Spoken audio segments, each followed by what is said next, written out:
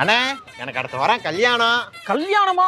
ஏப்பா பொடிசா கைக்குள்ளையும் காலுக்குள்ளையும் தெரிஞ்சுக்கிட்டு இருந்தா உனக்கு கல்யாணமா? வாழ்த்துக்கள் வாழ்த்துக்கள். சரி சரி, அப்புறம் என்ன மேப்படி விஷயம்லாம் வாங்கிட்டீல? பத்திரிக்கை கொடுக்க வந்திருக்கேன், என்னென்னமோ பேசிட்டு இருக்கீங்க. ஏய், நீ நினைக்கிற மாதிரிலாம் எதுவும் கிடையாதியா. அத்தி பழத்தை சொன்னையா? அத்தி பழமா? ஆமா. அதுல என்ன இருக்கு? என்ன இருக்கா? புத்தி இல்லாம பேசிக்கிட்டு இருக்க. அத்தில தாயா சத்தி இருக்கு.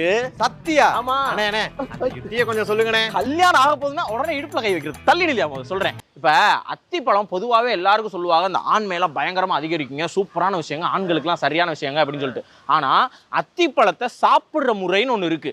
இப்படி சாப்பிட்டாதான் இந்த பெனிஃபிட் கிடைக்கும் அப்படிங்கிறது இருக்கு. அதே மாதிரி அத்திப்பழம் ஆண்களுக்கு அப்படின்னு மட்டும் கிடையாது, சுகர் பேஷண்ட் கூட சாப்பிடலாமா. சுகரை கண்ட்ரோல்ல வைக்கிறதுக்கு அத்திப்பழம் உதவுதான். இந்த வயிற்று சிக்கல்லாம் இல்லாம இருக்கிறதுக்கு உதவுதான். நம்மளுடைய யூரின்ல இருந்து நச்சுக்களை வெளியேற்றுறதுக்கெல்லாம் உதவுதான். இதுக்கு ஒவ்வொன்றுக்கும் ஒவ்வொரு மாதிரி சாப்பிடணும். அது என்ன ஏதுன்னு விவரமா சொல்றேன், கேட்டு தெரிஞ்சுக்கிறியா?